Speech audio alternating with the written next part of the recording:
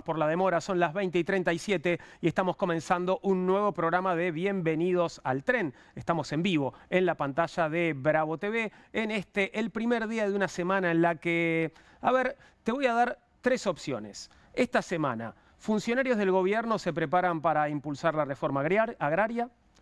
Funcionarios del gobierno prometerán dejar de reprimir jubilados en el Congreso.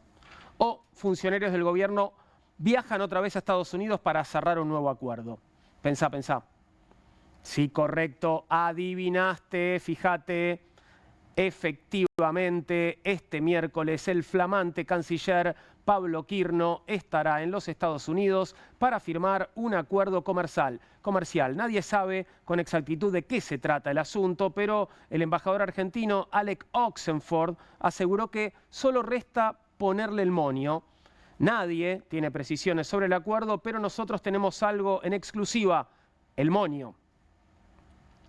Ya sé, tal vez sea un poco fuerte y no muy deconstruida la revelación, pero esto es periodismo, no maten al mensajero y en este acuerdo tenemos el moño. Falta ver cuál de las dos partes pone la colita. A donde no irá ningún funcionario importante es a China. En los próximos días se desarrolla en China un encuentro para promover el intercambio comercial y el gobierno argentino había comprometido su presencia.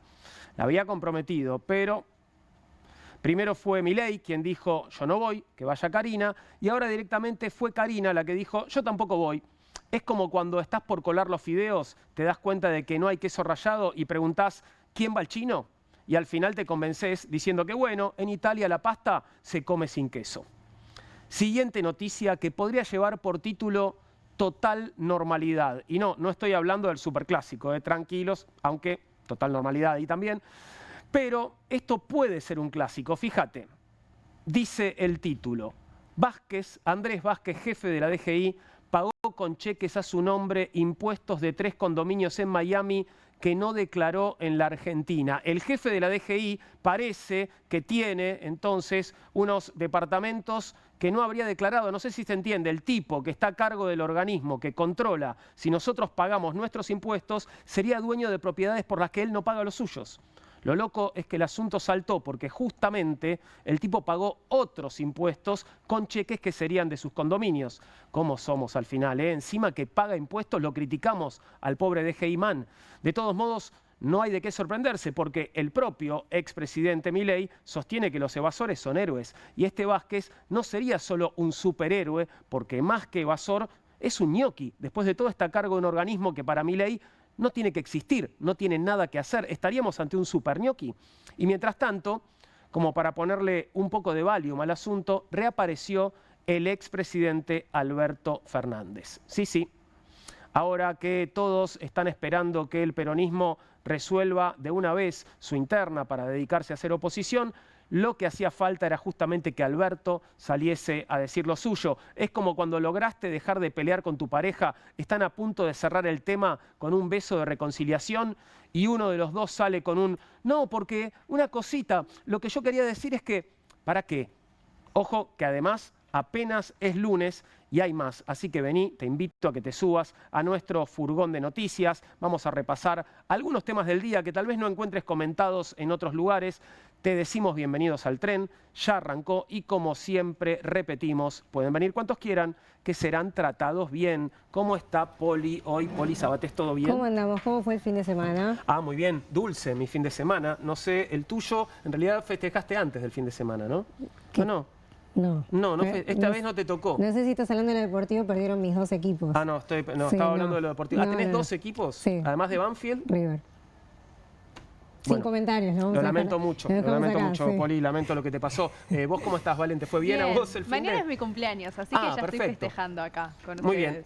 No hay que festejar antes. No, igual, sin decir la palabra. Eso, no se dice FC. Pero bueno, no se dice. Mañana Valen cumpleaños y no le voy a preguntar cuánto para que no nos humille. Pero sí, vamos a meternos con las noticias del día. ¿Arrancamos, Poli? Vamos a arrancar, me voy a ir internacional, si te parece. Me voy a ir a Brasil para hablar del cuarto evento con más asistencia del mundo.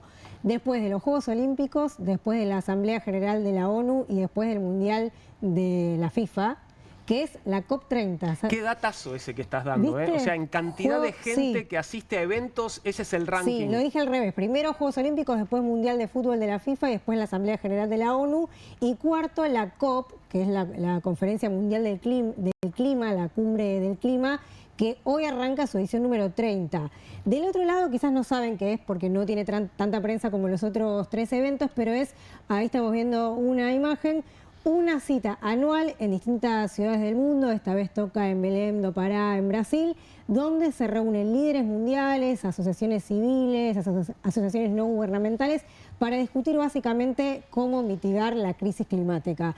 Un tema que en algunos países le dan más importancia, en otros, como la Argentina, un poquito menos. A veces depende del signo político de quien esté en el poder, ¿no? Que es cíclico, absolutamente, pero que es central básicamente para nuestra vida porque hay muchas predicciones científicas de que como estamos vamos mal, de que estamos emitiendo muchos gases de efecto invernadero, por ejemplo, y que hay que reducir las metas sí o sí. Hace unos años en una de las COP se firmó el Acuerdo de París, vos te acordás, claro, este acuerdo muy importante, supuesto. Después Estados Unidos se fue, después se volvió a ir, pero es donde... Con las entradas y salidas de Trump en poder, Trump se fue, Biden volvió, Trump se volvió a ir, donde se pactaban los acuerdos básicos que los países tienen que cumplir justamente para reducir emisiones de gases de efecto invernadero y otras cuestiones. Bueno, en cada una de estas COP se dan las negociaciones centrales para comprometerse como países, como empresas también, muy importante las empresas, para básicamente hacer que el país sobreviva. Entonces, el planeta sobreviva. Bueno, allí estamos viendo algunas de las fotos centrales del día de hoy. Lula da Silva, anfitrión de esta cumbre, un Lula que le da mucha importancia efectivamente al tema climático, no como la Argentina, que esta vez mandó delegación, digo esta vez porque el año pasado se había retirado de las negociaciones, esta vez mandó una delegación modesta y no a todas las instancias del evento, sino va a ir más hacia el final nuestra delegación, pero por lo menos estamos un poquito presentes allí. Tenemos una plaquita de la participación argentina, no en esta COP, sino en lo que viene siendo el gobierno de Milei respecto a el cambio climático. ¿Se redujo? Bueno, ahora seguramente los vamos a ver y si no se los cuento. Ahí está. Primero, negación del cambio climático. Milei lo viene diciendo sostenidamente y por última vez hace unos días en una entrevista en medios internacionales dijo no hay suficiente información mundial para decir que existe algo así como la crisis climática cuando, bueno, la verdad es que hay bastante evidencia científica.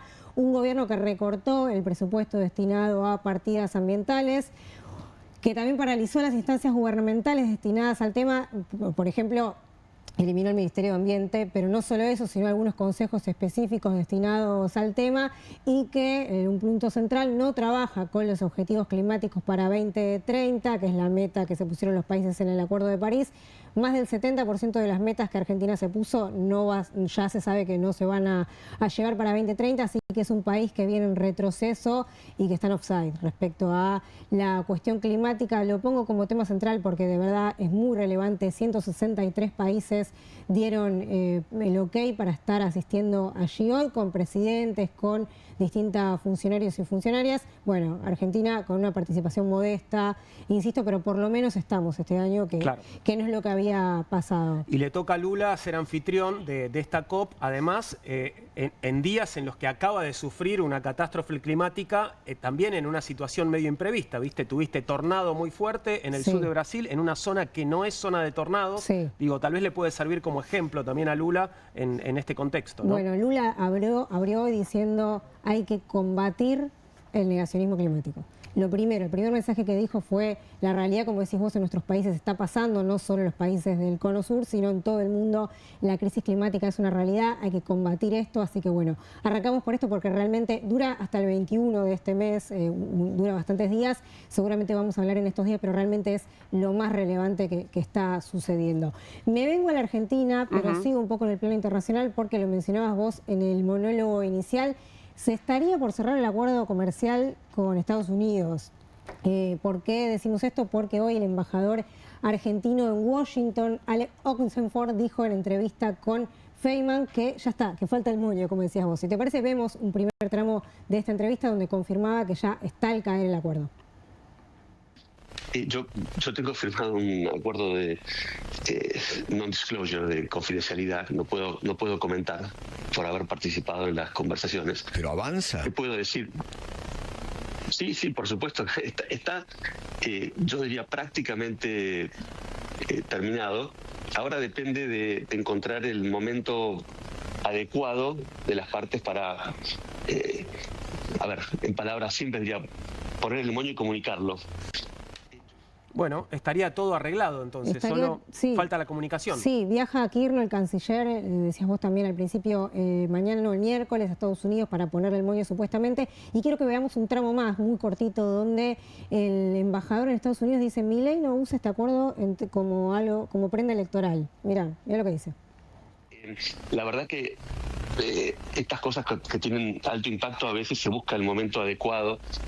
Por ahí, cuando hay una elección, es mejor esperar un poquito justamente para no aprovechar electoralmente las cosas. Nuestro presidente, como demostró con muchas medidas, incluida la del Garrahan hace poco, prefiere no hacer apoyo electoralista de temas estratégicos.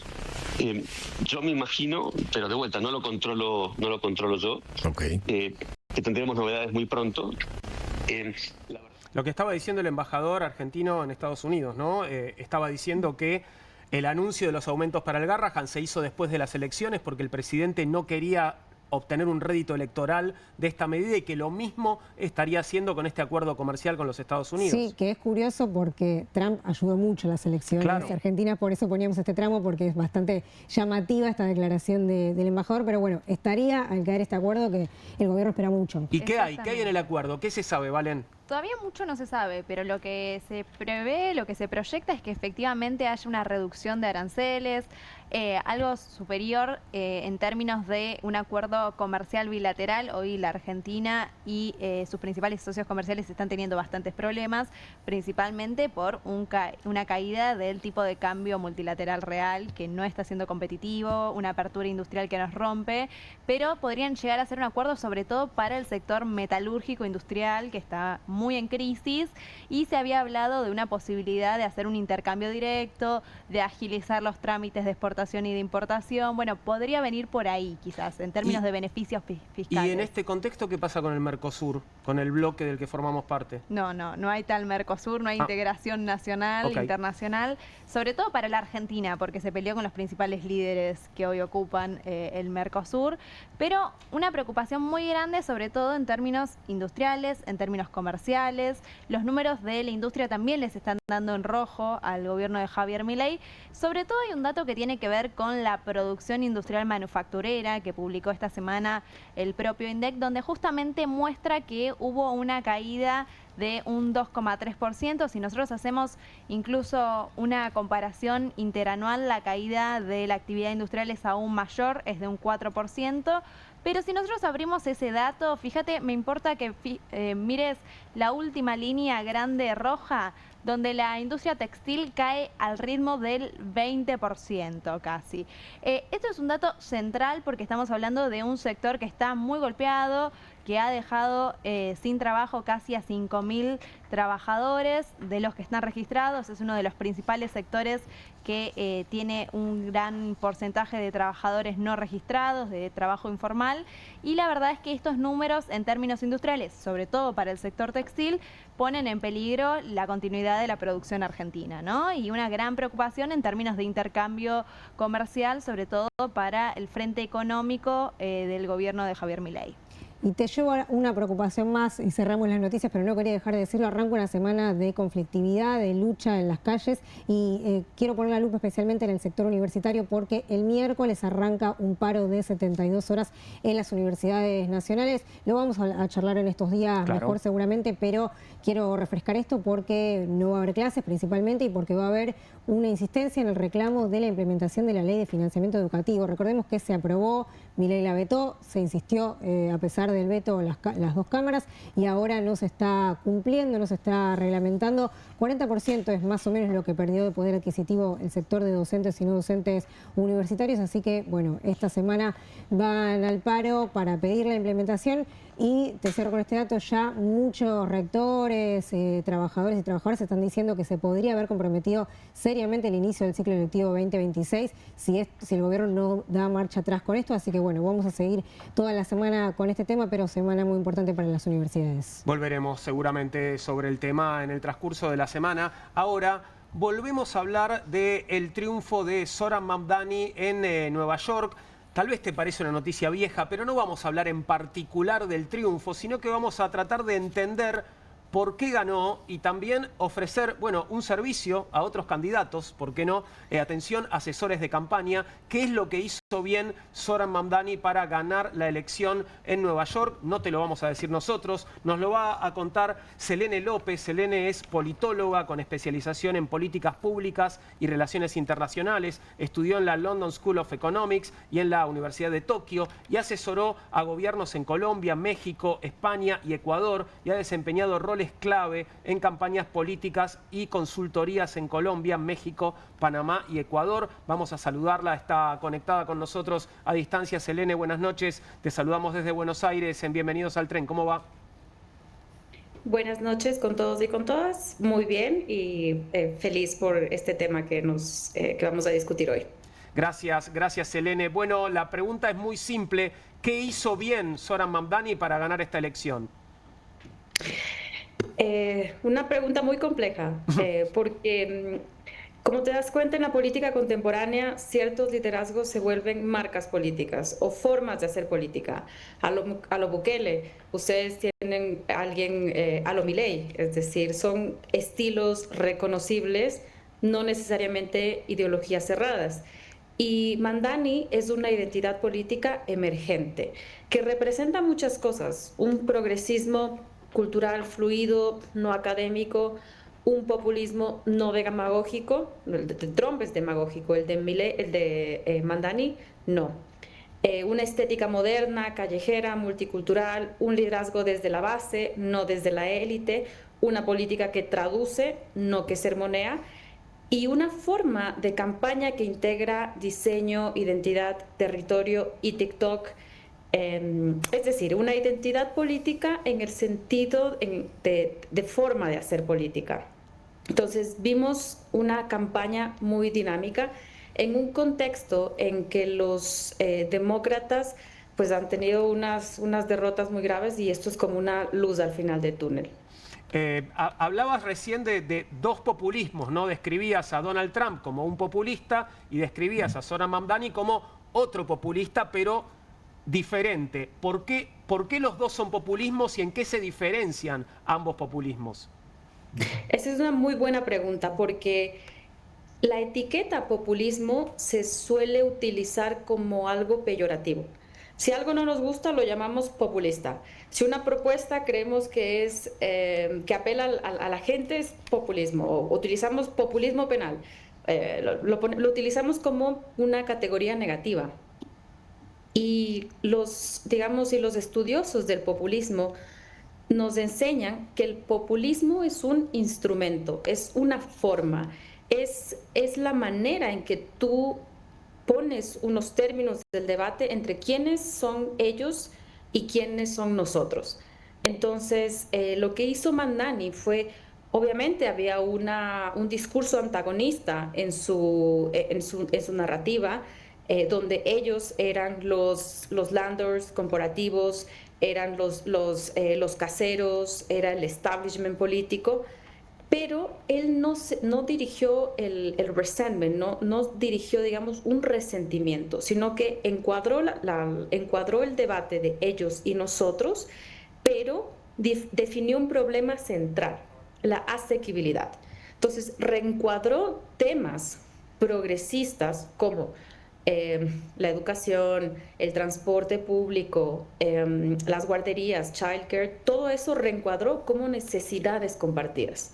Entonces, convirtió políticas de izquierda, como congelar la renta, buses gratis, en sentido común. Y simplificó mucho sin banalizar. La vida no debería ser tan difícil. Entonces, al final, no solo es un tema narrativo, sino es un tema estratégico. Mira, en política uno tiende siempre a ir al votante medio, es decir, Sabemos que los votantes tienen preferencias fijas y el candidato suele moverse hacia el centro para capturar lo que la mayor cantidad de personas quieren, ¿no? Entonces, eso, ¿cuál es el resultado? Campañas moderadas, tibias, defensivas, esta estrategia de no ofender a nadie. Y funciona, sí, pero hoy eso está en crisis. Y lo que hizo Mamdani fue, ok, el único modelo no es solo el de ir al votante medio, sino que yo puedo crear preferencias. Y lo que hizo fue, el candidato no fue al centro, sino que creó un nuevo centro. Movilizó emociones, identidades, experiencias y definió un problema, reencuadró qué es el sentido común, y todo lo que él no se movió hacia el centro se movió hacia él. Es decir, los temas materiales se volvieron sentido común. Bueno, decías en uno de los escritos que hiciste estos días respecto a esta elección que fue muy importante la escucha. Entiendo que lo que estás diciendo es que fue a buscar esos problemas a la gente y no bajarlos desde él para abajo, ¿no? ¿Qué lugar jugó eso, la escucha al electorado y si sirvió efectivamente para la elección? Si uno revisa los videos de Mamdani, a veces, y mira, me pasa mucho, yo ahora estoy metida en las elecciones de Colombia, y hay más de un político que tiene sus videos o sea, con los libros, con las librerías atrás, ellos hablando desde un escritorio. Son varios, es decir, yo puedo enumerar unos 3 o 4 que tienen el mismo video, porque quieren mostrarse como personas serias, con los libros atrás, es decir, como personas que han estudiado, que han leído. Y Mamdani, no, sus videos son en escenas, en el carrito de los, digamos, de los kebab, en la playa, es decir, en el muelle, en los buses, es decir, en escenas cotidianas que te hacen, que son completamente auténticas y que te hacen percibir como alguien cercano. Mira lo lejano que es tener un video con todos los libros y el escritorio detrás. Entonces, esta puesta en escena al final y que los videos tengan esta intención de generar cercanía en un momento donde los partidos políticos y los políticos están en crisis, su credibilidad está en crisis. Mientras más ciudadana sea tu campaña, mientras menos elaborados sean tus puestas en escena, tus videos, va a ser mucho más creíble. Incluso los propios algoritmos están funcionando de esta manera. TikTok, si un contenido tuyo es muy producido, es decir, con excelente calidad, con subtítulos, TikTok penaliza, es decir, el algoritmo penaliza esos contenidos. En TikTok lo cutre, lo espontáneo, los errores. Si tú ves algunos videos de él, por ejemplo, hay un video donde él está hablando español y él deja al final la parte donde él se equivoca. Y eso es una intención en política, porque generalmente estamos acostumbrados a ver videos donde los candidatos están perfectos, spots perfectos, y llega él y se equivoca, y se ensucia y come y se lanza al mar. Es decir, tú ves a una persona, ves a alguien auténtico, y en un mundo donde tenemos una crisis de representatividad de las marcas políticas, buscamos confianza en las personas, y ver a una persona que se equivoca, que se divierte y y que escucha es muy significativo. Selene, hay algo también de la estética, ¿no? Él, si bien tiene un origen musulmán, siempre ha decidido vestirse elegantemente o en traje. También, de alguna forma, uno cree para llegar a esos establishment del poder que un poco lo van a juzgar por su estética de candidato, ¿no? Sí, sí, al final él, digamos, en el ámbito de la ropa no dejó de ser alguien serio.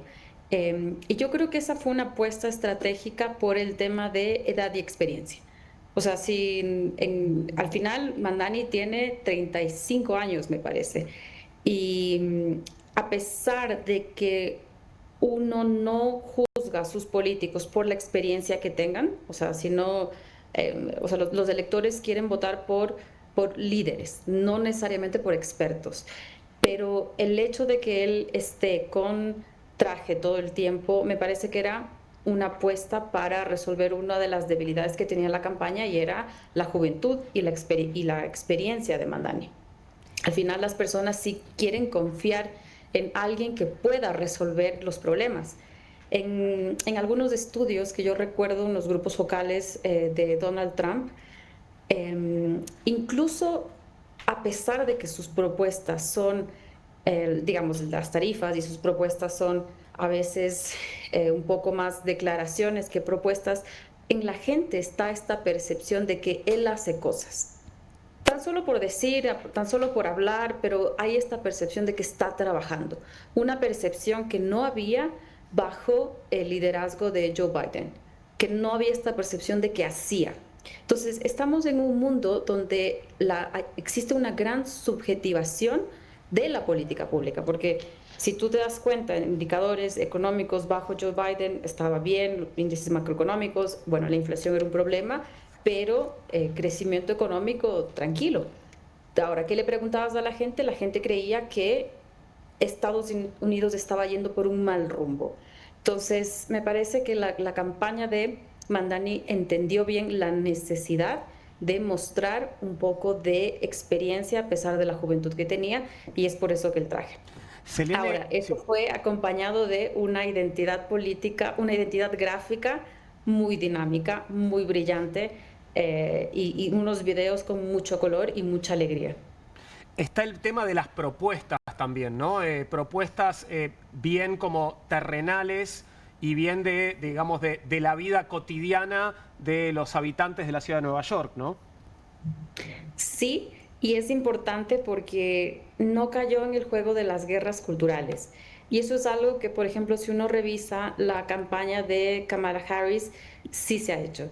Y no solo en la campaña de Kamala Harris, pero desde hace varios, digamos, años, en los barómetros y en los estudios de opinión de Estados Unidos, el Partido Demócrata cada vez se percibe menos como el partido de la clase trabajadora.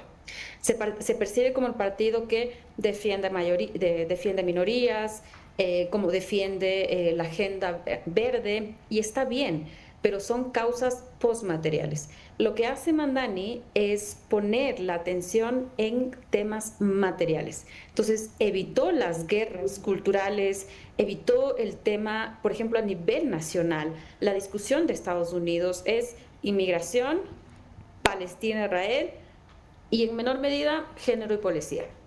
Entonces, él no cayó en estas guerras y él insistió en renta, transporte, salarios, pequeños negocios. Y eso fue importante porque si bien a nivel nacional lo encuadraban como un comunista y como alguien cuyas propuestas son demagógicas, etcétera, en Nueva York él era realmente percibido como alguien pragmático. Si alguien te dice la vida en Nueva York no tiene que ser tan difícil, y todos los temas, vivienda, transporte, supervivencia de pequeños negocios, vuelven a la palabra asequibilidad, es algo pragmático que toca el bolsillo de la gente y es algo muy fácil de entender. Dijiste muchas veces la palabra videos. ¿Qué lugar jugó lo digital y qué lugar jugó lo territorial, y si se combinaron en esta campaña?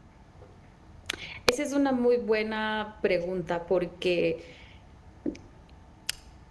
yo he estado, mira, he visto varias campañas desde el 2022 y hay esta frase que a veces se repite mucho, es que ganó por las redes sociales. Rodolfo Fernández ganó por las redes sociales. Daniel Noboa gana por las redes sociales. Mamdani ganó por las redes sociales. Milei ganó por las redes sociales, diríamos acá. Milei ganó por las redes sociales, sí, exacto. Y hay una parte que sí tienen razón esta frase, pero otra que no. Y es que las redes sociales no son todo, pero sí potencian todo. Entonces, Mamdani no ganó solo por las redes, sino porque convirtió toda esa atención digital en acción real. Y las redes sociales son un instrumento, es decir, es una parte lo que pueden movilizar, pero al final es una tecnología y las redes sociales por sí no son ni buenas ni malas, ni explican ni dejan de explicar, son neutras. Lo que define su impacto es el propósito con el que nosotros usamos la tecnología. Entonces pueden ser un instrumento de emancipación o de control, de apertura democrática o de manipulación autoritaria. Pueden ser lo que nosotros utilicemos para movilizar a la gente o no. Es como una máquina las redes sociales. La clave nunca está en la máquina, está en las manos que la dirigen.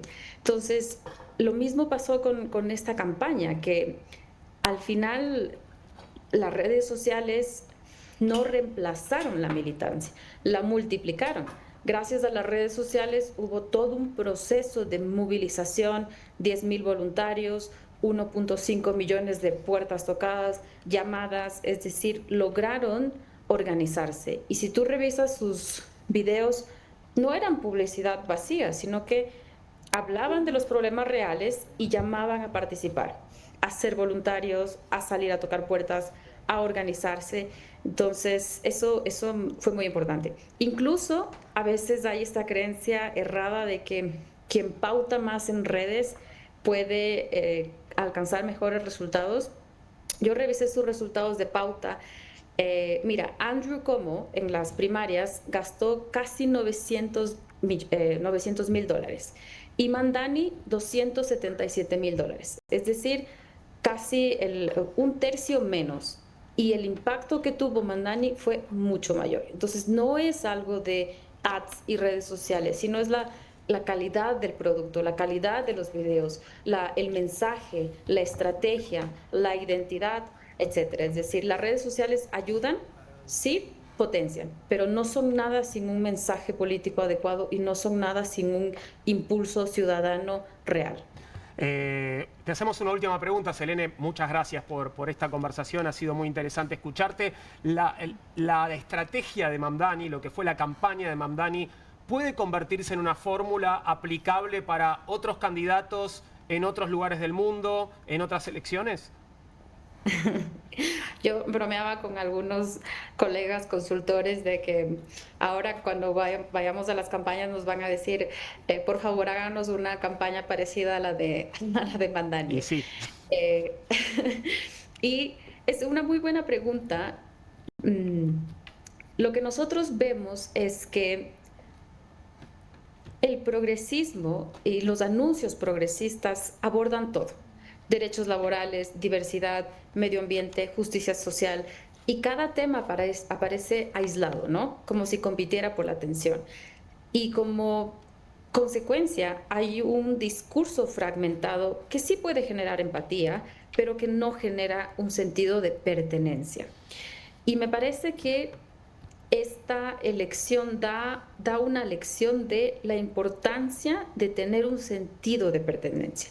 Y eso hace muy bien la derecha, por ejemplo. La derecha conservadora adopta una estrategia muy efectiva. Enlaza todas las críticas con promesas que ofrecen un futuro, ofrecen claridad, un futuro de orden, de seguridad y libertad.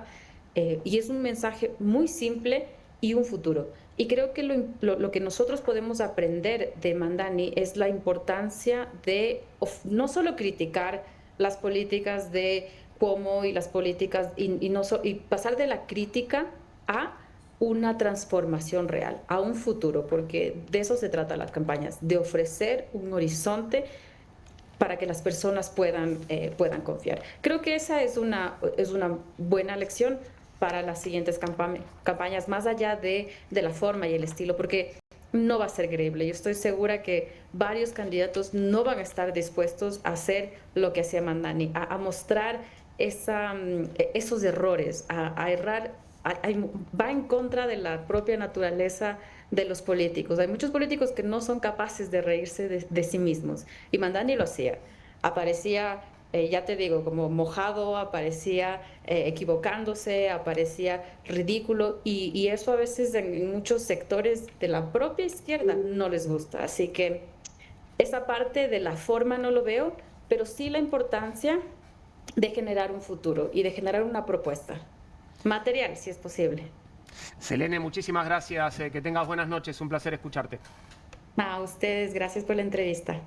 Un placer. Selene López, conversábamos sobre la campaña de Mamdani y estrategias electorales. Pasamos ahora de vuelta a la Argentina y a lo que nos espera, parece, ¿no? Pronto se vendría en las sesiones extraordinarias, vamos a tener seguramente un proyecto presentado de reforma laboral, ¿o pensás que tal vez no, Poli? No, pienso que sí, no está claro cuál, porque hay circulando algunos borradores, no se sabe bien qué es efectivamente lo que va a presentar el gobierno. Pareciera que está haciendo circular algunas propuestas para ir midiendo el clima social, para ir midiendo el clima o la respuesta sindical, pero está claro por lo que fue trascendiendo que es una reforma laboral muy regresiva para la clase trabajadora, así que mucha alerta en las organizaciones sindicales, en los trabajadores y las trabajadoras, sobre qué es lo que pueda presentar este gobierno en su paquete de reformas en lo que tiene estrictamente que ver con lo laboral. Y seguramente en alerta están nuestros invitados para la mesa que estamos por abrir. Jonathan Tea, secretario general del Movimiento Evita en la Ciudad de Buenos Aires. Jonathan, gracias por estar con nosotros. Gracias por invitarme. Un placer. Y Rodolfo Aguiar, secretario general de ATE Nacional. Bienvenido, Rodolfo, también. Gracias por estar aquí. No, agradecidos nosotros por estar en el piso. Bueno, ¿qué se esperan a propósito de lo que circula? Bueno, todavía extraoficialmente, entiendo, ¿no? Pero se viene una dura, parece. Sí, en principio me parece que la reforma, por lo que viene trascendiendo, tiene dos problemas centrales. Uno es que tiene por objetivo quitarle derechos a los trabajadores formales, ¿no? El gobierno ya lo viene diciendo y sus funcionarios en otro momento también lo han dicho, que la Argentina necesita para producir más, mejor, crecer, sacarle derechos a los trabajadores. Y por otro lado, el otro problema creo que tiene, que es que no aborda darle derechos a los trabajadores que no los tienen. O sea, a los que tienen derechos, sacárselos.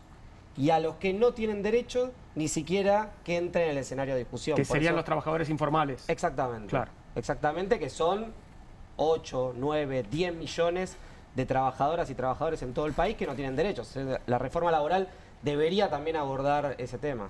¿Coincidís, Rodolfo, que eso parece ser lo que viene? Sí, además, que esperar hasta el 10 de diciembre es suicida.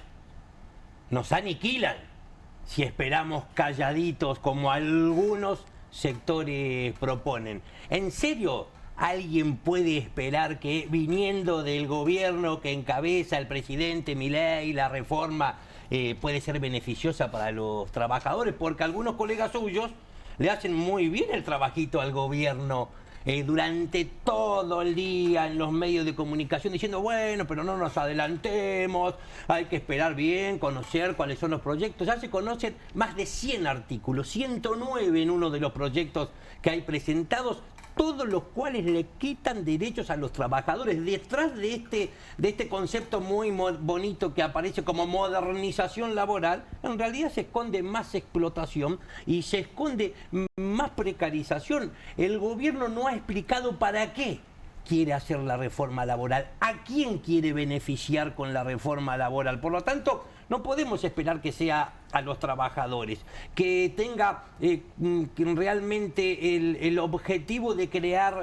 más empleo y que termine con, que empiece a regularizar a estos casi o más de 8 millones de trabajadores que no están formalizados en la Argentina. Lo único que quiere el gobierno es cumplir con las exigencias del Fondo Monetario Internacional. Esta reforma se redactó en las oficinas de Techín. Hay algo interesante de lo que acabas de decir. Yo decía antes, todavía no se conoce. Vos dijiste, ya se conocen algunas cosas. Vuelvo a eso porque me parece que está bueno recordar qué del DNU 7023 y qué de la Ley Bases está vigente y qué ya modificó en términos laborales este gobierno.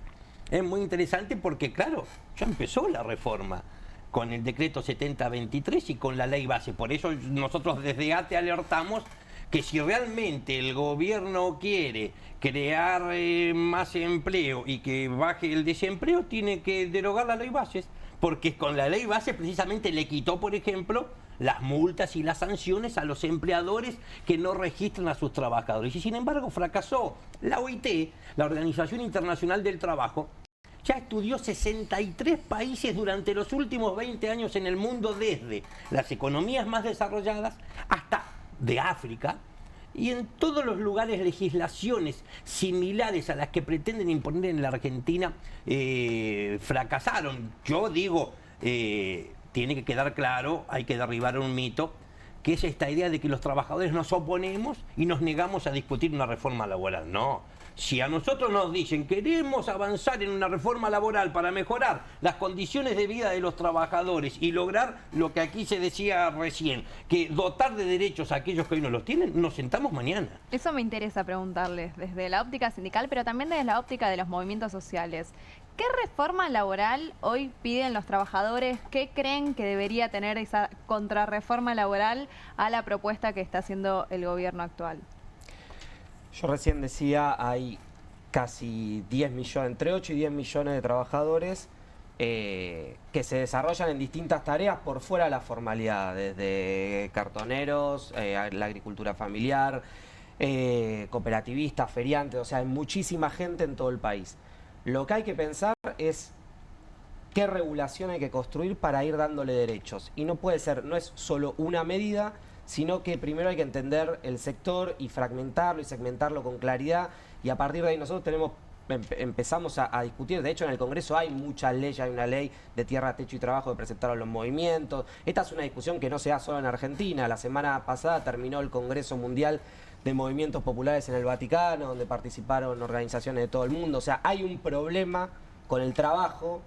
Cambió el trabajo, cambió la producción en todo el mundo, y de lo que se trata ahora es de discutir cómo integrar y cómo darle derecho a esa cantidad de trabajadores. Lo primero que hay que hacer, me parece, es segmentarlo. No todos hacen lo mismo, no todos tienen las mismas tareas, y a partir de una segmentación seria realizada por el Estado, pensar cuáles son las políticas que hay que desarrollar para que esos trabajadores puedan paulatinamente empezar a incorporarse a la formalidad. Porque creer que solo el crecimiento económico va a hacer que los trabajadores se incorporen al mercado formal es una creencia que no solo no viene funcionando en la Argentina, sino que no viene pasando en ningún lugar del mundo. El mundo del trabajo cambió, por lo cual la política pública también tiene que cambiar, no sacándole derechos a los trabajadores, sino por el contrario, dándoselos. ¿Por qué decimos nosotros, respetamos todas las opiniones, pero no coincidimos con aquellos dirigentes gremiales que plantean esperar hasta el 10 de diciembre para ir a discutir al Congreso? Porque la nueva composición después del resultado electoral que vamos a tener en el Parlamento, sumado a ese pragmatismo atroz que tiene la mayoría de los gobernadores en la Argentina, va a ser muy difícil que, a diferencia de lo que ocurría en la primera mitad del gobierno de Milei, nosotros logremos consenso ahí adentro para defender la posición de los sindicatos y de los trabajadores, o de los movimientos o de los sindicatos de la economía popular. Nos queda el camino de la calle para salir a resistir esta reforma. No tenemos que tener miedo a hablar de que para defender derechos constitucionales se tienen que ejercer otros. Maravilloso, el derecho a huelga. ¿En serio tanto cuesta firmar una huelga en este país? Yo le digo, tengo problemas con mi pareja porque muchas veces me he desvelado a la noche, a la madrugada, imaginando, pensando cómo sería la Argentina si hubiera habido una huelga general por mes. Yo creo que sería bastante distinta y que todos tendríamos muchos más derechos de los que tenemos en este momento. Eso es lo que estás proponiendo, porque digo, falta un mes para el 10 de diciembre, o esperamos al Congreso o la calle. No, desde antes ya adelantamos nosotros. Mañana vamos a un plenario con más de 1000 delegadas y delegados federal de toda la Argentina para evaluar nuevo escenario electoral y definir una medida de fuerza concreta que esperemos que se vote mañana para enfrentar la reforma laboral. Le anticipo, creo que la propuesta es movilizarnos al ex Ministerio de Trabajo de la Nación. ¿Por qué? Tenemos noticias ciertas de que ya preparan la cartera de la Autoridad Laboral de la Argentina para adaptarla a las reformas que están pensando, y empiezan a desmantelar áreas claves. Amenazan con despidos en áreas de fiscalización y las agencias territoriales del ex Ministerio de Trabajo de la Nación. Yo mañana vamos a proponer un paro nacional de 24 horas con movilización al ex Ministerio de Trabajo de la Nación para la semana entrante. Vuelvo con algo que decías vos, Jonathan, a ver si entendí bien. Vos decís que hay que negociar por actividad, por sector, no por una ley global, digamos, entiendo, porque no hay ninguna reforma global que sirva para todas las actividades. Que abarque la diversidad que tiene el empleo de la economía popular, informal, independiente, como querramos decirle, es tan diverso, o sea, como mismo los sindicatos tienen cada uno su propio convenio colectivo, o sea, atendiendo la especificidad de cada uno. Me parece que en este caso también hay que pensar la especificidad y con inteligencia ir avanzando en esos derechos, utilizar la tecnología que hoy te permite abordar al sector, porque muchos vendedores y trabajadores utilizan mismo las aplicaciones para poder trabajar. Entonces me parece que hay algo ahí a desarrollar y tiene que ser algo que incluya una discusión de todo el sector, político y no solo político, productivo, sindical. La reforma laboral no es solo un tema de los sindicatos, no es un tema solo de los movimientos sociales, me parece que puede ser muy perjudicial para el desarrollo de la Argentina. Entonces todos los sectores políticos, productivos, laborales, culturales, sería bueno que se involucren en esta discusión para frenar la reforma que propone el gobierno, porque no me cabe duda que es muy nociva, y al mismo tiempo para presentar propuestas nuevas, novedosas, que puedan interpretar la realidad de hoy. Me permite una repregunta. Yo coincido con lo que estás diciendo respecto a negociar por actividad. Del otro lado te pueden decir, de hecho es lo que están diciendo, eso es lo que ya sucede. Ya se negocia por actividad, se necesita una ley. No, hoy no se negocia. ¿Qué se responde con la economía? Con la economía popular, con la economía informal, no se negocia porque el gobierno no lo reconoce. De hecho, el fuero laboral, otra de las grandes discusiones que llevaría mucho tiempo, que se puedan abordar los conflictos de este tipo de economía, no en los fueros penales, comerciales, sino que haya fueros laborales que puedan entender la especificidad que tiene este conflicto. Vendedores que están en la calle vendiendo, los que venden en el tren, los recicladores urbanos. O sea, la justicia ni siquiera los reconoce, lo pone en el marco de una penalidad o en el marco de lo civil o lo comercial y no en el marco de lo laboral. Nosotros creemos que esas son discusiones en el marco de lo laboral y ahí tiene que estar ese debate. Hablabas de las necesidades de una reforma laboral para los trabajadores informales. Si hablamos de los trabajadores registrados, ¿cuál sería la reforma laboral deseable, Rodolfo? Sí, yo digo, primero derribemos mitos, porque el gobierno habla de la industria del juicio. No existe. Estamos hablando casi de 6 millones de trabajadoras y trabajadores informales que por variados motivos todos los días podrían iniciar un litigio y sin embargo no lo hacen. Menos del 2% del total de trabajadores que teniendo un derecho a efectivizar un litigio lo hacen en la Argentina. Por lo tanto, eso no existe. Lo segundo, tenemos que avanzar en una reforma laboral, ¿cómo no? Por ejemplo, para reducir la jornada, como empieza a ocurrir en los principales países del mundo, y eso sí contribuiría a crear más empleo. ¿No vamos a avanzar en una reforma laboral para que se termine la brecha de género y que las mujeres empiecen a percibir el mismo salario que perciben los hombres por realizar las mismas tareas? ¿O que puedan acceder a cargos jerárquicos que hoy no pueden, tanto en el sector público como en distintas ramas de la actividad privada? Una reforma laboral para abordar una nueva ley de prevención de riesgos y accidentes de trabajo, para no naturalizar la muerte, la enfermedad y la postración como resultado de ejercer la fuerza de trabajo. Mire, hemos tenido que escuchar por estos días, por ello yo digo, el gobierno ha elegido las amenazas, las mentiras organizadas y ha elegido el desprestigio de las organizaciones sindicales como vehículo para debatir esta reforma. Nosotros pensamos, por el contrario, que no tenemos que rehuir a una reforma desde los sindicatos, pero por supuesto que tiene que estar orientada no a cumplir con las exigencias del Fondo Monetario Internacional y beneficiar solo a 4 o 5 grandes patronales, porque ojo que hasta las pymes, los pequeños y medianos empresarios están preocupados con esta reforma que está proponiendo el gobierno. Esto me parece muy importante lo que mencionas, lo de las pymes, ¿no? ¿Qué pasa con el empresariado nacional y la palabra reforma laboral? Porque parece que, bueno, vos al inicio lo decías, se está escribiendo con los abogados laboralistas de Techín, de los grandes grupos económicos, y también se tiende a pensar que esto puede hacer ganar más rentabilidad a las empresas, que les puede llegar mejor, incluso a empresarios pymes que van a ser las primeras víctimas de esta reforma laboral. Ustedes desde sus ambos sectores, ¿cómo ven este vínculo con el empresariado nacional? ¿Cómo ven que están trayendo y llevando este tema? Está claro, por lo menos con algunos de los que conversamos nosotros, que si los trabajadores no tienen recursos, se le achica su salario, pierden poder de compra, de lo que viven las pymes, que mayoritariamente es del mercado interno, termina también siendo perjudicial. Muchas veces se utiliza las pymes, el empresariado, grandes títulos, cuando en realidad son medidas que benefician a sectores muy chicos y muy concentrados.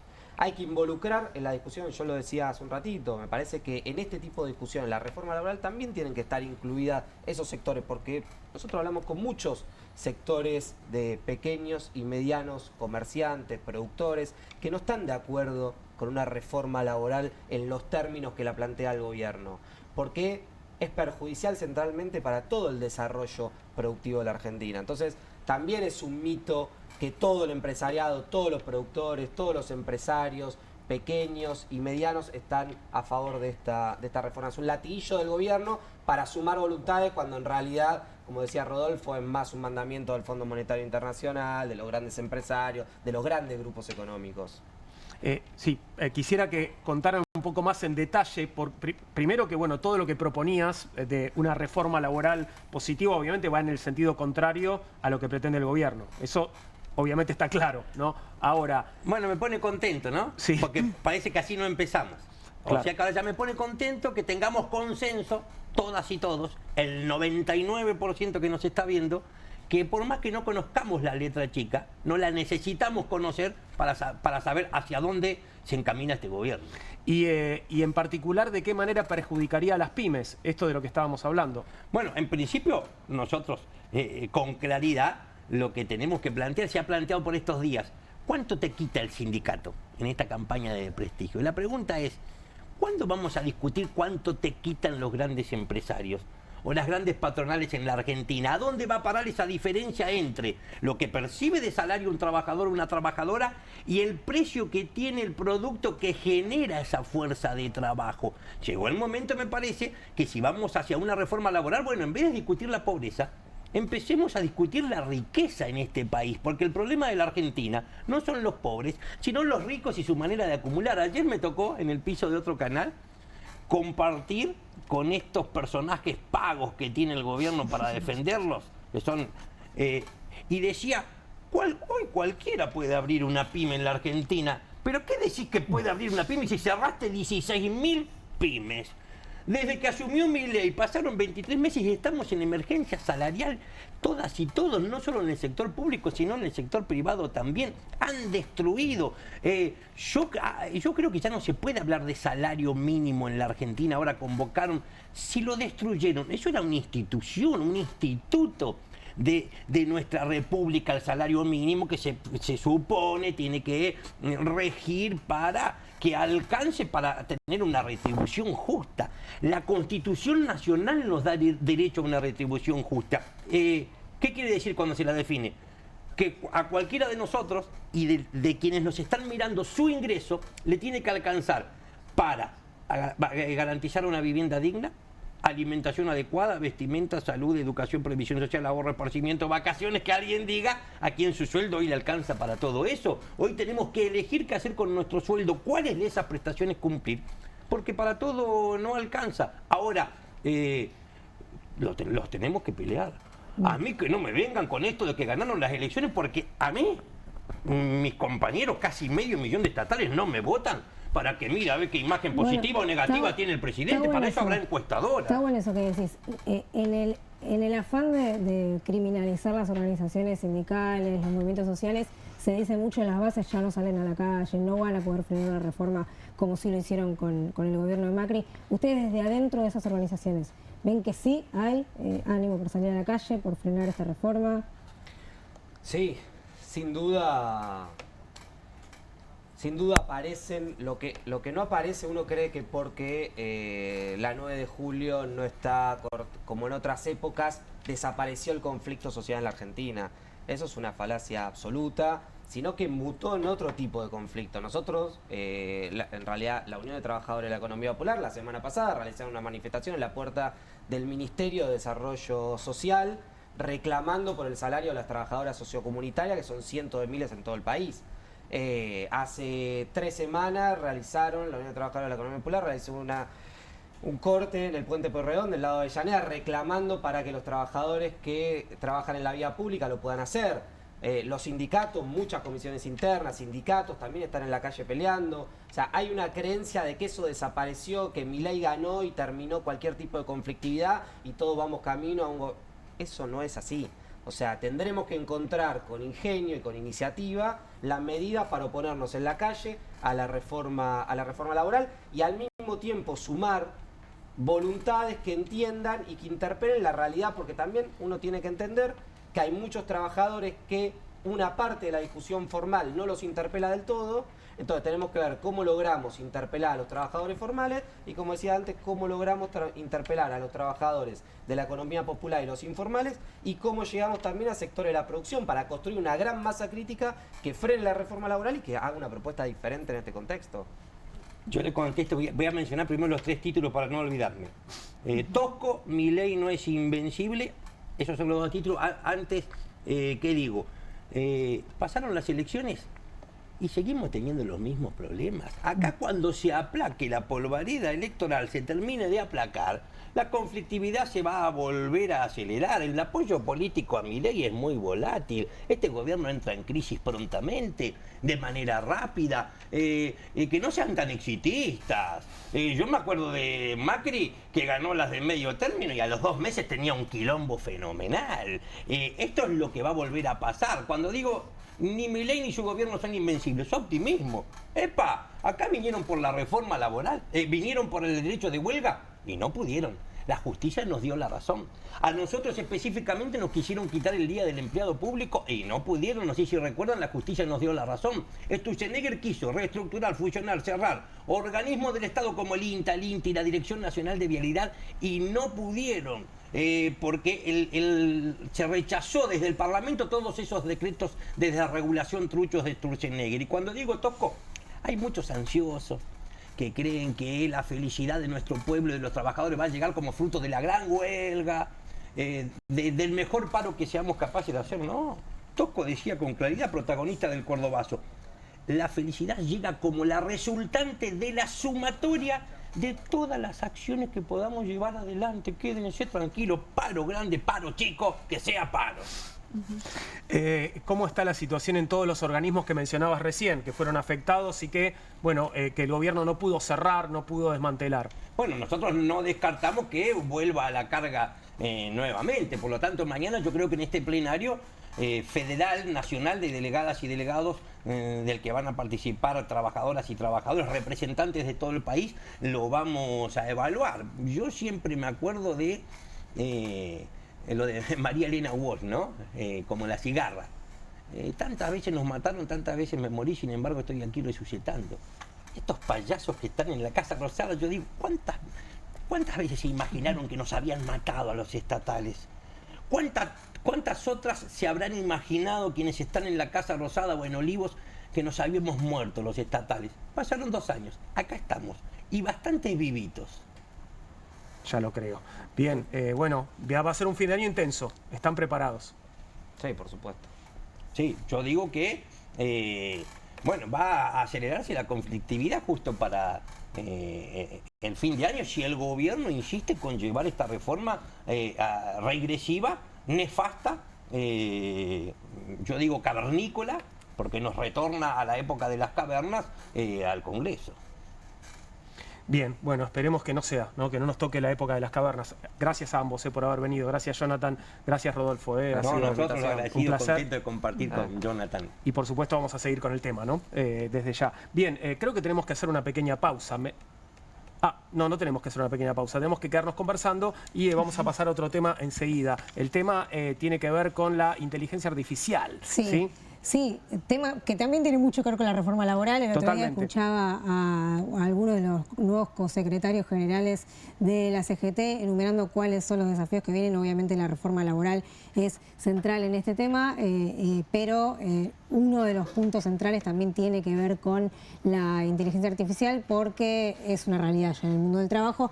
No solo en el mundo del trabajo, pero bueno, me parece que tiene mucho que ver con la discusión que se venía dando y la posibilidad de pensar cómo regular. Hay algunos países que ya están avanzando en eso, otros que no, el nuestro todavía no mucho, pero es claramente, bueno, nosotros en el periodismo lo vemos mucho, ¿no?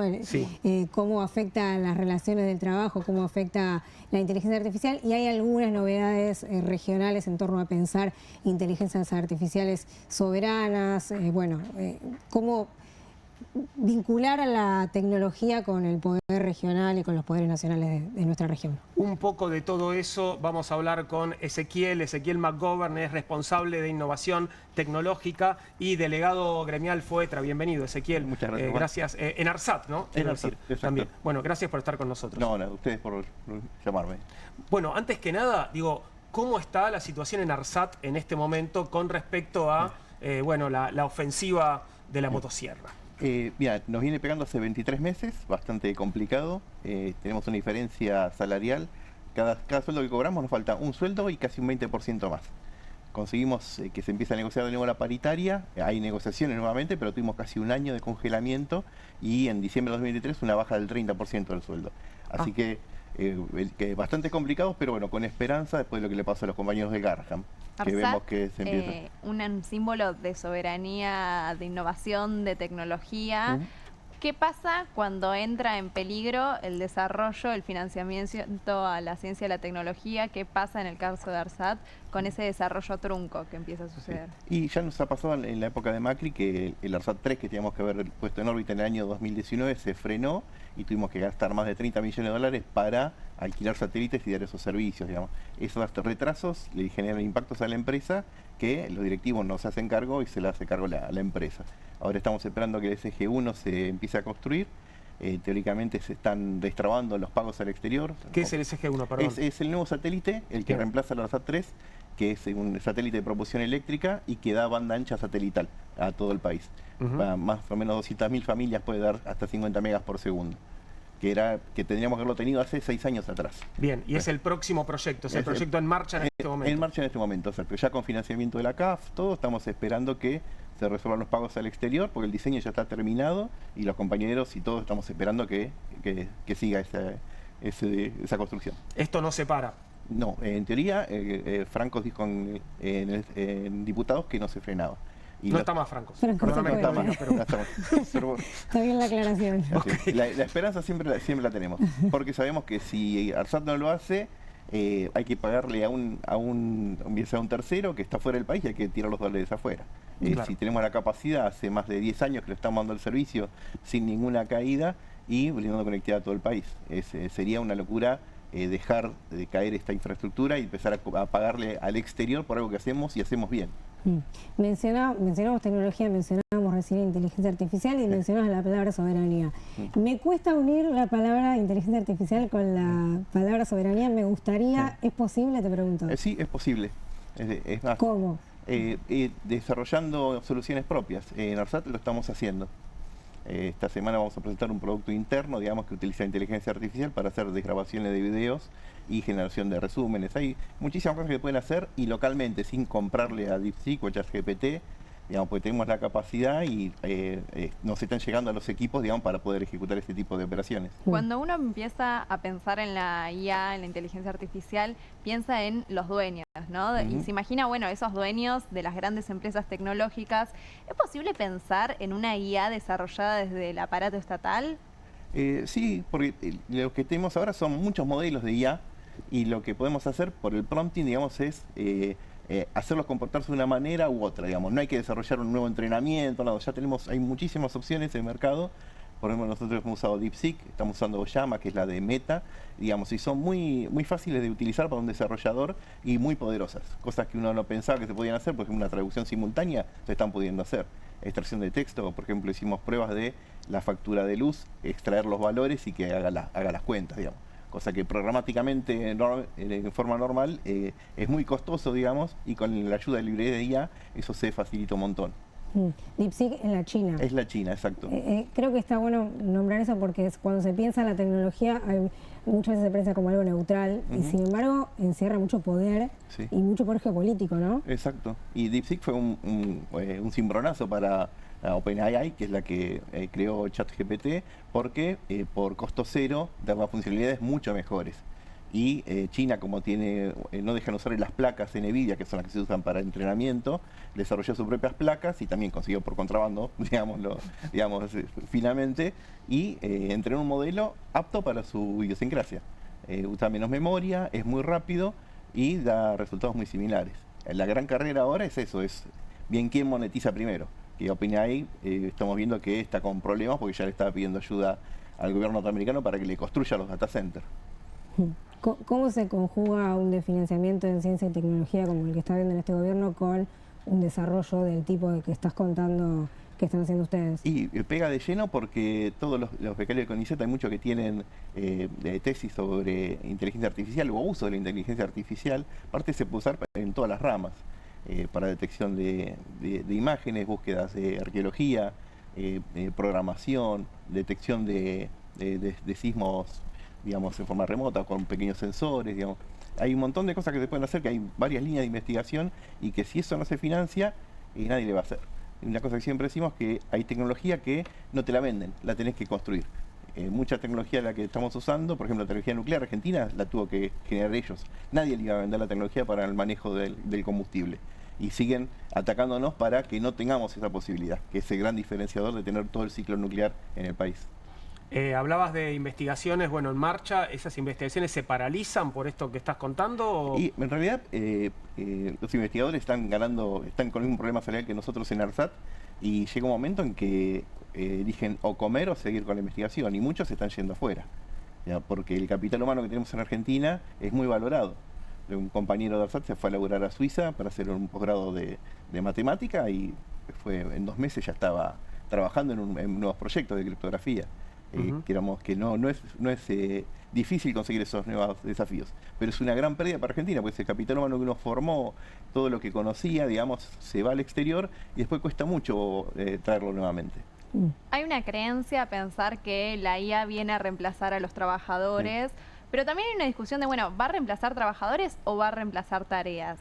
Con todo lo que vos venís contando, parece que el desfinanciamiento del gobierno atenta más contra el desarrollo tecnológico que el avance de la inteligencia artificial. Mira, lo que vemos que lo que está reemplazando ahora son las decisiones gerenciales. Por ejemplo, todas las aplicaciones de mensajería. El nuevo jefe es el algoritmo, que está hecho por inteligencia artificial. Y los parámetros de ese algoritmo no los conoce nadie, los conocen solamente los que lo diseñan.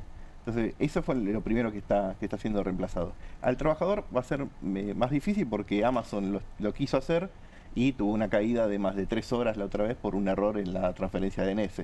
Que por eso me traje esta remera, porque yo sabía que advertía que en esa remera hay un chiste que claramente yo no entiendo. No sé si ustedes lo entienden, chicas, un chiste nerd. Eso, ¿nos podés explicar el chiste? Sí, siempre decimos que Internet está montada por el BCEFOR, digamos, lo hacemos andar como podemos. Bien. Y hay 2 pilares de Internet. BGP, que es Border Gateway Protocol, que es como cada proveedor de Internet dice qué redes tiene y cómo llegar a ellas. Bien. La gran caída de Facebook hace unos años fue porque configuraron mal eso y desaparecieron sus redes de la Internet.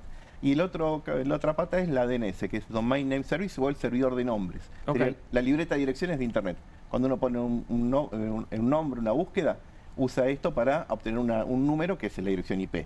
Bien. Lo que le pasó a Amazon es que le pifió en la configuración quedó nula y todos los nombres que tenía registrado Amazon desaparecieron. Y todos los equipos que iban a preguntar por un nombre iban a buscarte a vos, iban a buscar a Juan, y Juan no estaba la dirección. Okay. Y se empezaron a caer todos los servicios. Y ahí aparece tu remera entonces. Y ahí aparece Era el DNS. Era el DNS. Claro. Porque siempre pasa lo mismo, por eso siempre lo primero que se chequea. ¿Qué está pasando en Chile, que por estos días fue noticia vinculada a la soberanía, como decíamos antes, a la inteligencia artificial? Están haciendo un modelo latinoamericano de inteligencia artificial para que tome la idiosincrasia nuestra, digamos, porque pensemos que estos modelos están todos pensados en idioma inglés, francés o italiano, digamos, idiomas occidentales, y nada del castellano o variaciones del castellano. Entonces tenés que modificar el prompteo para que te acepte el castellano bien. La idea es tener uno propio y que tome la cultura latinoamericana y que no responda con sesgos occidentales o de otros países a consultas propias. Claro, no es solo la lengua, es más que la lengua, es la cultura. ¿Y cómo se alimenta? ¿Cómo le enseñás a esa inteligencia artificial para que sea una inteligencia artificial latinoamericana? Y eso es lo más costoso, porque es lo que más recursos de cómputo requiere. pero básicamente es con obras literarias, papers, imágenes, caras, por ejemplo, de personas. Si te decís que te hago un latinoamericano argentino, y le decís que te genera una imagen, por ahí no te sale un argentino normal, digamos. Claro. O le pones norteño, le pones de Bolivia, todas esas cosas no las sabe hacer la ChatGPT. La idea que se pueda generar eso y que sepa, digamos, que la diversidad de culturas que tenemos en toda Latinoamérica. ¿Es posible pensar que hay un sesgo en la cuestión de género con la inteligencia artificial, con estas tecnologías? Uno piensa cuando se sube al auto y pone el GPS y le habla una voz de mujer, o cuando hace una búsqueda en Google hay una voz de mujer. ¿Qué pasa con eso?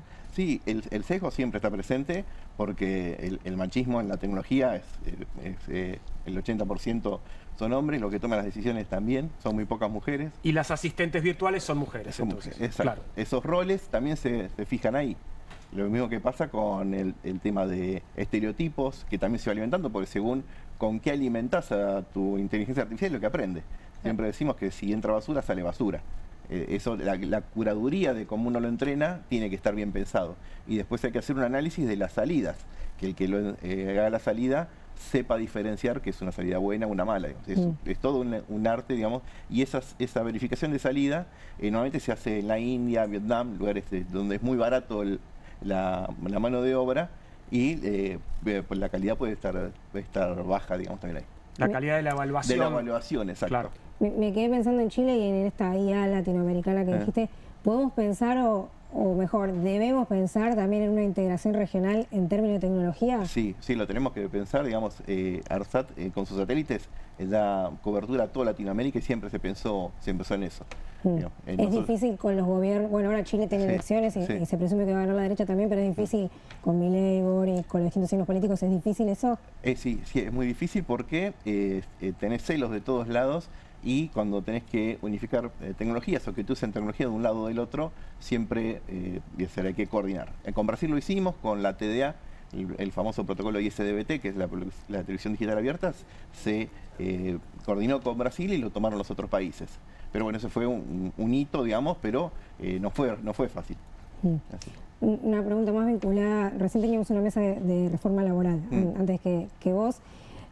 Hay que pensarlo en la reforma laboral, los temas de inteligencia artificial. Y el principal es qué decisiones toman las inteligencias artificiales para valorar el trabajo. Porque lo que se queja muchos que trabajan en plataformas es que por ahí tienen que trabajar más para ganar lo mismo. Y es que esos algoritmos de optimización lo que hacen es exprimir al trabajador, como lo hace la patronal, pero ahora lo hace una inteligencia artificial. Y ese control no está en ningún lado. La Asociación Gremial de Computación presentó una propuesta de que las decisiones sobre pago de tareas, todo sea enviado al Ministerio de Trabajo y que se analice, que pueda ser auditable. Digamos, actualmente no es auditable y las plataformas se aprovechan de eso. Y más ahora que más gente que no llega a fin de mes empieza a entrar a esas aplicaciones y el algoritmo se hace la panzada. Decide cuánto te paga, te baja el precio. Exacto. Fíjense, cuando llama un vehículo, digamos, de Cabify, lo que sea, los precios según la hora, la zona, si es un recital o no, la demanda modifica el precio continuamente. Claro. ¿En qué estado, decías, bueno, lo de ARSAT están desarrollando, ¿en qué estado está eso, digamos? Y mira, tenemos ya varios proyectos, estamos esperando que se activen créditos internacionales para incorporar más hardware, porque esto es poder de cómputo. No créditos nacionales, o sea, eso es imposible. No. Eso se descarta. Pero por recorte, por decisión del gobierno. Sí, teníamos a fines del 2010 tuvimos un crédito del Banco Mundial por 200 millones de dólares para hacer 4 nuevos data centers, ya estamos pensando en esto, ya estamos viendo el tema de inteligencia artificial, desde el año 2021 que empezamos a trabajar en eso.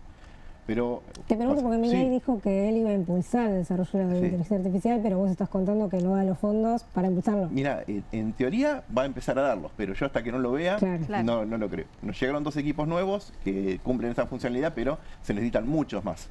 Hablábamos recién de decisiones de poder y quizás antes estábamos acostumbrados que los CEOs o los dueños de los grandes grupos económicos o de las grandes empresas lleguen a ser funcionarios de gobierno, pero en el caso de Estados Unidos hoy vemos que son principalmente los dueños de las grandes tecnológicas quienes llegan a ser funcionarios, quienes les regalan títulos y ministerios. ¿Qué lectura haces de cómo llegan las empresas tecnológicas a ocupar parte de los gobiernos? Y el gran tema es que manejan toda la información. ese es el gran... Antes el Estado era el dueño de la información y el que manejaba las relaciones. Ahora las empresas tecnológicas tienen más plata que países enteros. Y aparte tienen la información de primera mano de qué pasa. Siempre pongo un ejemplo de qué se puede hacer con la metadata, que es el dato que no nombra a nadie, pero te marca ubicaciones. Si ves una zona residencial y durante el día hay 500 personas que van a una casa que no es negocio, no es nada, uno dice que están vendiendo algo. Si hay 1000 personas que van, bueno, ahí está vendiendo otra cosa más. Si ves cruces en las fronteras de un mismo número de teléfono que va y viene, hay un montón de información que sin saber el nombre uno ya puede detectar qué tipo de actividad hay y si hay algo ilícito o no. Y toda esa información la manejan las plataformas. Los celulares, estamos dando la información todo el tiempo a ellos. Cada vez que yo pongo a aceptar cookies, les estoy dando mi vida, básicamente, ¿no? Sí, porque hay modelos de negocio que se basan en hacer el seguimiento ese. Oh. Necesito una remera para... Sí, claro. Y ahora, los estados han perdido la capacidad de controlar. Totalmente, claro. y los asociaron. Es más, Estados Unidos tiene ahora generales que son miembros de las compañías tech, que eso nunca se había dado. ¿Cómo? Sí, de OpenAI tiene generales nombrados, digamos, en el rango para acceder a secretos de Estado. De Google también hay, digamos, por eso hubo revuelta de trabajadores de Google también que no querían que Google se ponga en la fabricación de armas o en herramientas de inteligencia para el uso de armas y esos los echaron directamente. Y están muy atados al gobierno. Igual el vínculo del aparato militar, digamos, de Estados Unidos el complejo militar industrial, ahora es complejo militar tecnológico industrial. Claro, pero desde el comienzo del desarrollo de esta tecnología, el aparato militar estuvo ahí cerquita. Exacto, ¿no? Es muy tentador, la tecnología de inteligencia artificial. Todo lo que sea hacer daño sin gastar soldados, lo van a tomar, sea moral o no. Es así, en la guerra lamentablemente pasa eso. Dijiste recién que los estados perdieron la capacidad de intervenir. ¿Hay algún país que haya logrado alguna regulación medianamente seria para este tema? Entiendo la Unión Europea lo discutió. La Unión Europea lo está discutiendo y el que más firme está actualmente, bueno, Brasil, con el tema de Twitter, que fue un ejemplo regional muy bueno. Y después, bueno, hay otros países, por ejemplo, China sí, tiene todo bajo su propio control. ¿Y qué pensás de esto, del modelo chino? Que bueno, muchos hablan de censura, ¿no? Directamente, control de la población. Sí. Y el tema que ellos tuvieron muchísimos desafíos, lo mismo que pasa con Cuba, lo que pasa con Corea del Norte, son idiosincrasias muy particulares que a ellos le dieron resultados. Si nos vamos a los hechos de qué resultados tienen, fue totalmente fabuloso. En menos de 25 años bajaron la contaminación y no tienen desempleo. Por eso son, obviamente... el precio tal vez son las libertades individuales, las libertades individuales y el control constante. Cuando uno habla con un trabajador chino, sabe que está bajo presión constante porque hay 1000 más que quieren ese puesto. Claro. Y esos puestos, digamos, le dan privilegios también.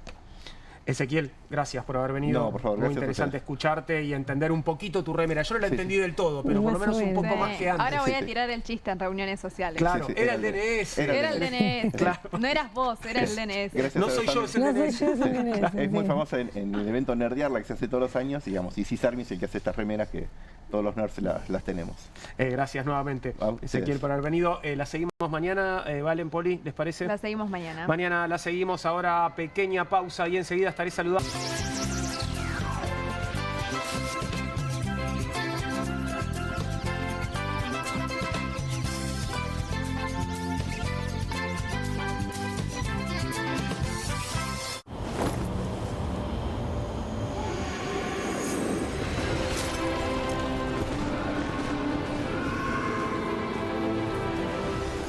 Betano, divertite a otro nivel con el bono de bienvenida. Straight 8, la nueva herramienta de entrenamiento que te ayudará a pararte más derecho, ensanchar los hombros y alinear la columna para un alivio instantáneo.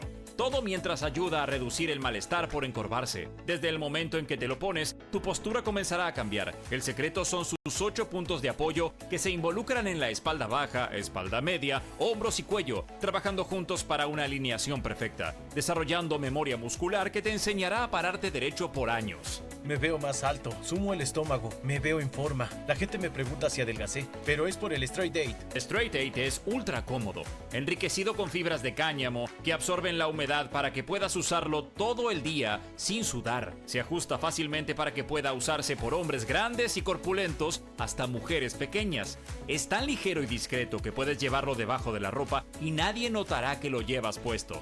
Es por eso que necesitas Straight Date, para que comiences a pararte más derecho y con más confianza. Los viejos aparatos ortopédicos pueden costar miles de pesos, pero ahora puedes ordenar el nuevo Straight Date de la línea Serafit. Te ayudará a pararte más derecho, ensanchar los hombros y alinear la columna. Para un alivio instantáneo, todo mientras ayuda a reducir el malestar por encorvarse. Desde el momento en que te lo pones, tu postura comenzará a cambiar. Llame ahora mismo y adquiera su Straight Date. Descubra los productos más novedosos y exclusivos de la línea Serafit en tvcompras.com y obtenga este fantástico producto de TV Compras. Llame ya. Cueste lo que cueste. El primer streaming de Perfil.com, conducido por Romaniuch junto al Doc Juan Herbela, los periodistas Marcelo Mármol Moura y Lucas Buceta. Información deportiva, opinión y análisis. Cueste lo que cueste. De lunes a viernes, a las 10 horas, por Bravo TV. Emprendidos, con la conducción de Ornella Flench. Historias de emprendedores en primera persona. Consejos prácticos para alcanzar sus metas. Emprendidos, de lunes a viernes a las 12 horas por Bravo TV. QR, con la conducción de Paulo Caruso y gran equipo. La síntesis del día para un público que valora el periodismo crítico. QR, de lunes a viernes a las 22 por Bravo TV. Bienvenido a todo Latinoamérica. Caras TV llegó a DirecTV, el canal de las celebridades. Entretenimiento exclusivo las 24 horas del día. Más Caras, con la conducción de Héctor Maugeri. Red Carpet, Caras News, Caras Realeza, Caras Fashion, Caras TV. Llegó a DirecTV. Contenidos exclusivos para toda Latinoamérica. Hay una casta superior que es los periodistas que si mienten, calumnian, injurian y dicen cualquier cosa. ¿Tenés ahí los nombres de los periodistas que tengo que meter en cana? No nos tomamos esto a la joda, como esos periodistas mentirosos. Y dentro de la cancha vale todo, que la vayan a buscar, la tienen adentro. Soy una bandera de la batalla cultural, pero los imbéciles con déficit de IQ doméstico, ¡ay, no, miedo! Mientras que los imbéciles de los periodistas... ¿Sabes la cantidad de periodistas que tengo para mandar a la hoguera? Las mentiras de los medios. Y periodistas ensobrados, operadores, basuras. No me venga con que son inocentes. No digo que sean tan malos como los periodistas. Digamos, raya el mal gusto propio de cerdos. Creo que es una ofensa decirle periodistas. Sí. Milei odia al periodismo. Nosotros amamos al periodismo. Suscríbete a Perfil.com.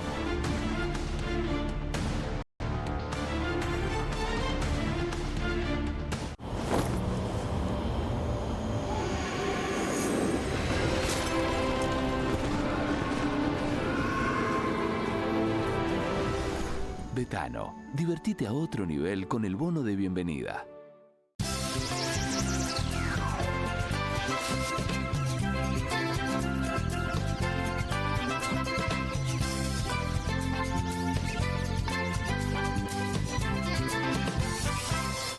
Aquí finaliza el horario de protección al menor.